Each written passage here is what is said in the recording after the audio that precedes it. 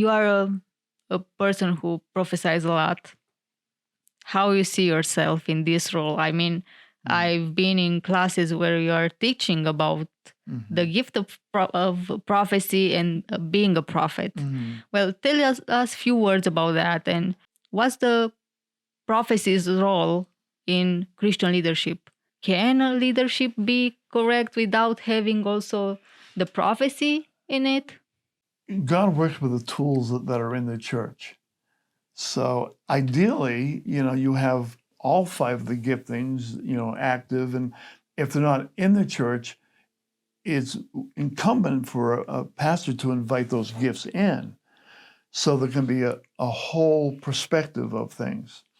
A person can prophesy and not be a prophet. A person can prophesy, not be a prophet, but be prophetic. There are different measures of faith and grace. I have a very strong gift of prophecy. I'm very prophetic. I'm not a prophet. He said, "Well, what are you?" Well, I'm apostolic.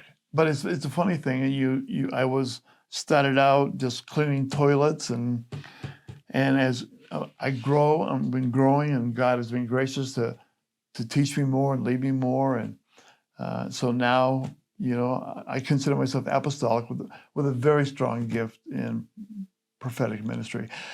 Prophetic ministry is beautiful because it speaks the heart of God, especially when you have somebody come into your church who don't know people. Because sadly, unfortunately, when we look at people, so often we evaluate the person by what we see. A prophetic person comes in, and he just sees what God sees. So I encourage pastors to, have prophetic people in. But I will say this: have the right prophetic person in, because I've seen prophetic ministry I wouldn't give you a nickel for, because they hurt people. And prophetic people, and I'll talk about me. When I first started prophesying for people, I saw the problem. I told people the problem. So I don't tell people the problem anymore. They already know what the problem is. I tell them the solution. And that way people aren't hurt. And prophetic people can really hurt people as well as everybody else can. So what is God requiring or asking from us to do? Well, I'll tell you what Jesus said. We should love the Lord thy God with all our heart, soul, and strength, and love people equally. That's, I'm a Micah 6:8 person. What does God require of me? We're always asking, what does God want from me? What does God want from me? And the answer is simple. This is what God requires: to do justly, to really try to do what's right. Here's a big one: to love mercy. I like mercy for me, but I also have to like mercy for you. I used to love mercy for me, but I wasn't good at giving mercy away. That's what growing in grace and knowledge is all about. We're growing, hopefully. And the third component is to walk humbly with your God. And I think God's requiring all of us, and I am attempting to do this all the time. If I get my heart right, then what I say will be right and my actions will be right. But here's the big thing: I have to be willing. Well, before I was asking about the role of prophecy in the church. Well, I will go back a little bit on that one, because um, the last years I started having this feeling that I see a lot of politically correct stuff in the church, or just political stuff in the church. So that's why sometimes you feel life is complicated. Is the lack of being the prophecy involved part of this, or why sometimes some communities become so political in what they do? Well, unfortunately, the church culture has become very political, and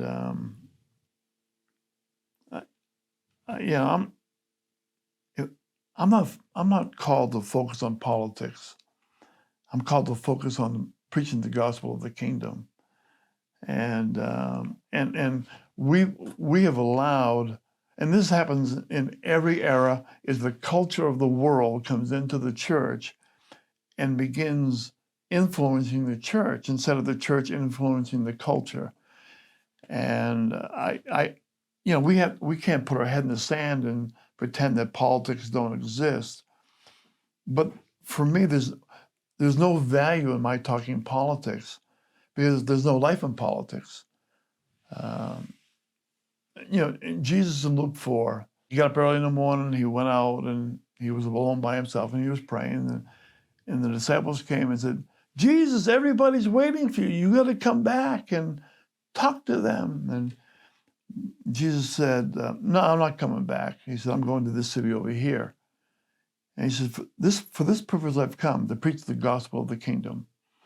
If it was the purpose of Jesus to preach the gospel of the kingdom, I would suggest that should be my calling and the calling of everyone else, is our focus needs to be on the kingdom of God and what that means. And there's a lot of interpretation to that.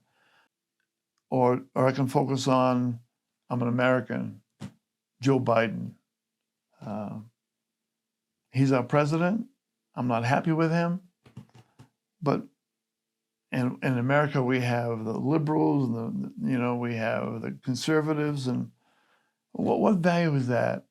So I'll let people be political, and I'll be a Jesus person. Good.